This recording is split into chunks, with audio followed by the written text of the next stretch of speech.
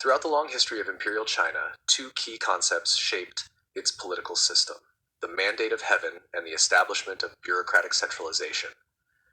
These ideas underpinned the legitimacy of imperial rulers and provided a framework for governance, ensuring that power was centralized in the hands of the emperor while maintaining the order and stability of the state.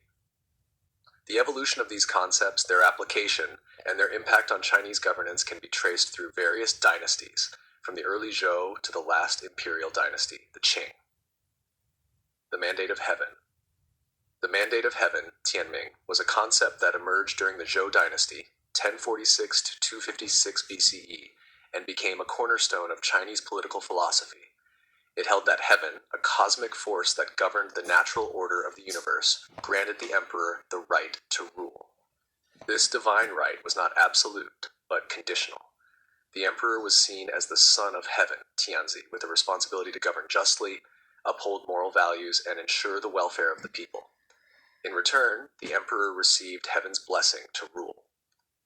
The concept of the Mandate of Heaven was a powerful tool used to justify the legitimacy of new dynasties and to explain the rise and fall of rulers. According to the doctrine, when a ruler became corrupt, oppressive, or failed to fulfill his duties, heaven could withdraw its mandate and transfer it to another, more virtuous leader. This idea gave rise to the notion of dynastic cycles, a recurring pattern of dynastic rise, prosperity, decline, and replacement. The transition of power was seen not as a mere change in leadership, but as the restoration of moral order under heaven's guidance. One of the most famous early examples of the Mandate of Heaven in action was the Zhou overthrow of the Shang dynasty. The Shang were perceived as having become morally corrupt, engaging in excessive warfare and failing to uphold the well-being of their people. In contrast, the Zhou presented themselves as having a virtuous and harmonious rule, aligned with heaven's principles. This divine endorsement was crucial for the Zhou's legitimacy and provided a moral justification for their conquest of the Shang. Over time, the Mandate of Heaven became an integral part of Chinese statecraft. Emperors throughout history invoked this concept to solidify their power and remind their subjects of their moral and cosmic responsibility. It also served as a tool for rebellion. When a ruling dynasty fell into disarray, it was often framed as a loss of heaven's favor, and rebellious leaders could claim that they were the rightful recipients of the mandate. Bureaucratic centralization. While the Mandate of Heaven provided a moral and divine justification for imperial rule, bureaucratic centralization was the practical mechanism through which emperors exercised control over the vast Chinese empire.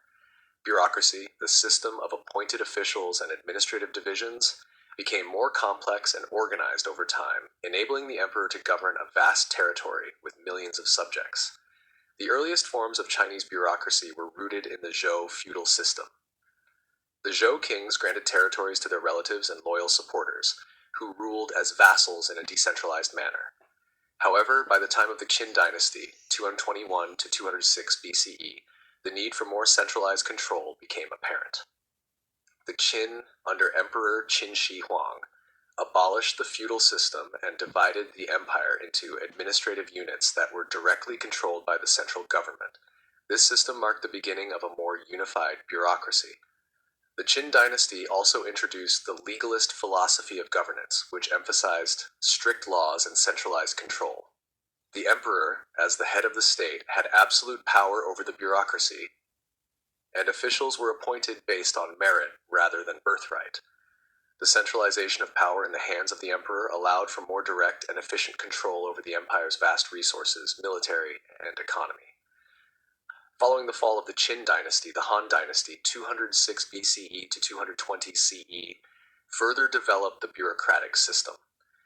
The Han rulers implemented Confucian ideals, which emphasized the importance of moral governance and the role of educated officials. The Han established a civil service system that recruited officials through state-sponsored examinations.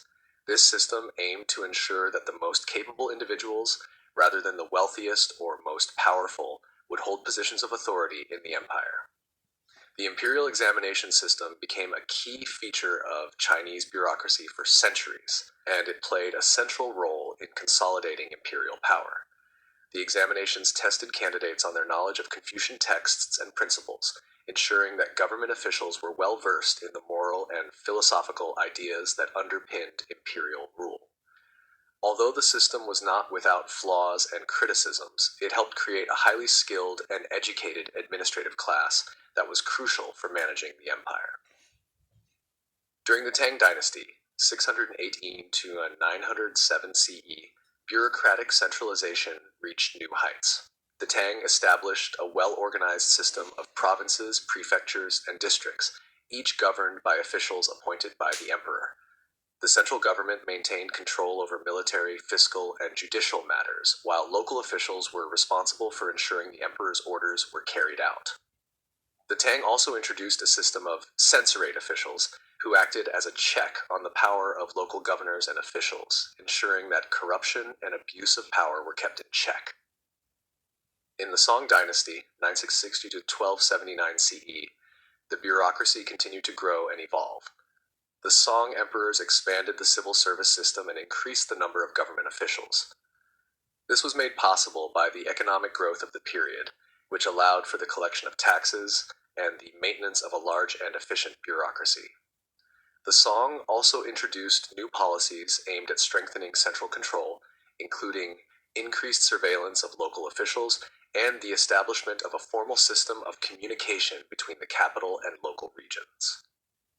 The interaction between the Mandate of Heaven and bureaucratic centralization. The Mandate of Heaven and bureaucratic centralization were intertwined in the governance of Imperial China. The emperor, as the recipient of heaven's favor, had a moral duty to maintain order and stability in the empire. Bureaucracy was the means through which the emperor exercised this responsibility, ensuring that his decrees were enforced and that the empire's vast resources were managed effectively.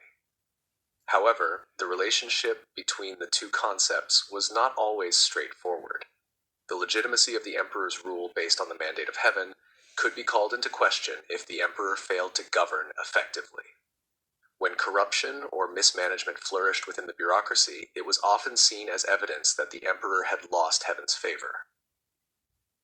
In such cases, reform movements or rebellion could gain traction, as people believed that the loss of heaven's mandate justified the overthrow of the ruling dynasty. One of the most significant periods in Chinese history, the fall of the Yuan dynasty, 1271 to 1368, illustrates the connection between bureaucratic failures and the erosion of the Mandate of Heaven. The Yuan, established by the Mongols, faced numerous internal problems, including corruption, administrative inefficiency, and heavy taxation. The Chinese population, burdened by economic hardships, began to see the Yuan as a corrupt and illegitimate dynasty, no longer aligned with the moral principles of heaven. As a result, the Ming Dynasty 1368 to 1644 emerged, claiming that it was the rightful holder of the Mandate of Heaven. Likewise, the fall of the Ming Dynasty and the rise of the Qing Dynasty 1644 to 1912 was framed as a transition of the Mandate of Heaven to a more capable and virtuous ruler. The Qing emphasized their legitimacy by claiming that they had the favor of heaven, in contrast to the weakened Ming.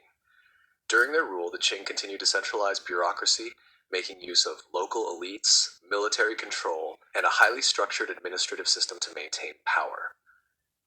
The Mandate of Heaven and bureaucratic centralization were crucial pillars of imperial rule in China, providing both the ideological and practical foundation for governance.